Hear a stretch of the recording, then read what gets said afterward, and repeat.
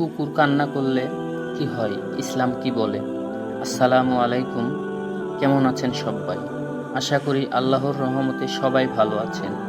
আজকে আমি আপনাদের মাঝে একটি নতুন টপিক নিয়ে হাজির হয়েছি। তো আজকে আমি আপনাদের সামনে কুকুরের কান্নার সম্পর্কে কিছু তথ্য নিয়ে হাজির হয়েছি। কুকুর কান্না করলে কি হয়, ইসলাম কি বলে? তো আর দেরি না করে চলুন শুরু করা যাক। কুকুর কান্না করলে কি হয়, ইসলাম কি বলে? কুকুরের কান্না সম্পর্কে ইসলামে ওরকম কোনো কিছু নেই, কিন্তু অনেকের মতে তাদের মধ্যে নাকি শয়তানের প্রভাব রয়েছে, তাই কুকুররা নাকি আজানের সময় কান্না করে থাকে। যদিও এই বিষয়ে সুস্পষ্ট কোরআন ও হাদিসে কোনো প্রমাণ নেই। আবার অনেকের মতে কুকুর যখন কাঁদে তখন নাকি অশুভ কিছু ঘটতে চলেছে। অনেকের মতে এই কান্না কারো মৃত্যুর কথা নির্দেশ করে, যদিও আমার মতে এটি কুসংস্কার বাদে আর কিছুই নয়। আমরা অনেকের মতে কুকুর রাতে ডাকার কারণ তারা নাকি তাদের আশেপাশে অশরী আত্মা দেখতে পায়, যা আমরা দেখতে পাই না। তাদের আশেপাশে এই আত্মা ঘুরলে তারা কান্না করতে শুরু করে। আমার মতে এটিও একটি কুসংস্কার। মুসলমানদের মধ্যে এই বিষয়টি একটি ভ্রান্ত ধারণা প্রচলিত আছে। আজানের সময় কুকুরের এই অস্বাভাবিক ডাকে মুসলমানরা এভাবে ব্যাখ্যা করেন যে আজানের সময় শয়তান বা খারাপ জিনেরা এদিক সেদিক ছুটতে থাকে আজানের শব্দ থেকে পালিয়ে বেড়ানোর জন্য। কুকুর আজানের সময় শয়তানকে এদিক সেদিক ছুটতে দেখলে ওই রকম আওয়াজ করে।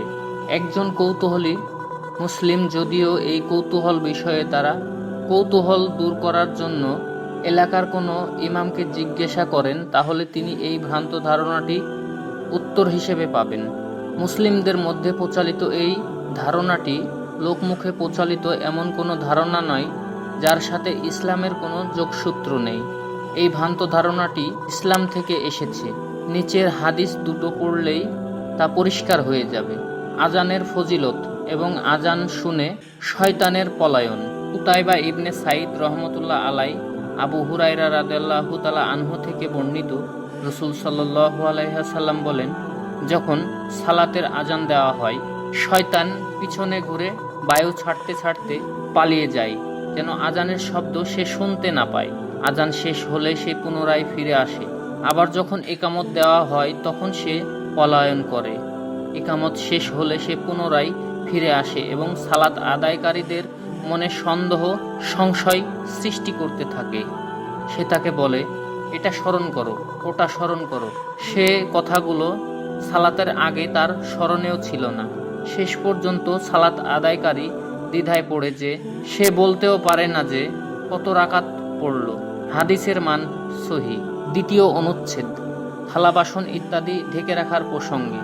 জাবির রাদিয়াল্লাহু তাআলা আনহু হতে বর্ণিত, তিনি বলেন, আমি রাসূল সাল্লাল্লাহু আলাইহি ওয়াসাল্লামকে বলতে শুনেছি, তিনি সাল্লাল্লাহু আলাইহি ওয়াসাল্লাম বলেন, যখন তোমরা রাতে কুকুরের চিৎকার এবং গাধার ডাক শুনতে পাবে তখন আল্লাহর কাছে অভিশপ্ত শয়তান হতে আশ্রয় চাইবে, কেননা তারা এমন কোনো কিছু দেখতে পায় যা তোমরা দেখতে পাও না।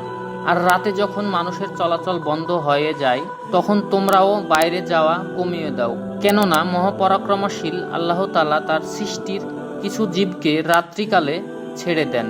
তোমরা ঘরের দরজা বন্ধ রাখো আর আল্লাহ তাআলার নাম স্মরণ করো, কারণ শয়তান এমন দরজা খুলতে পারে না যা আল্লাহর নাম নিয়ে বন্ধ করা হয়।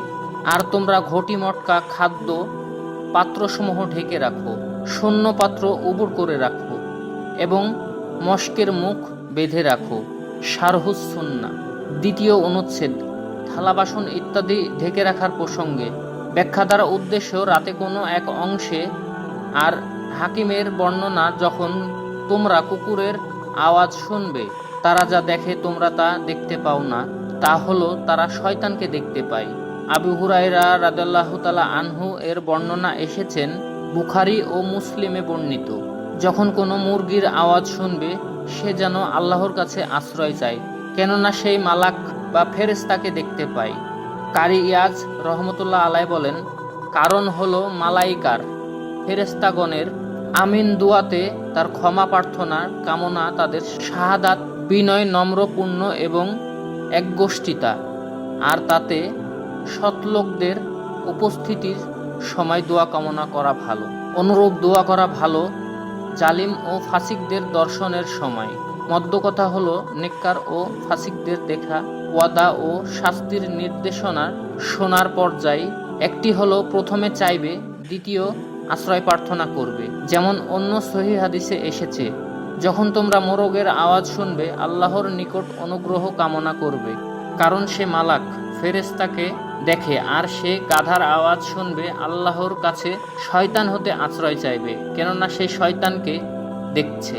মিরাক্কাতুল মাফাতি।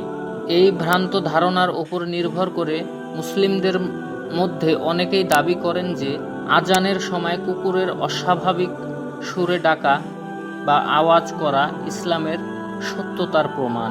খুব তাড়াতাড়ি তাদের বিরক্তর কারণ হয়ে দাঁড়ায় এবং তারা তার জবাবে আর্তনাদ করে।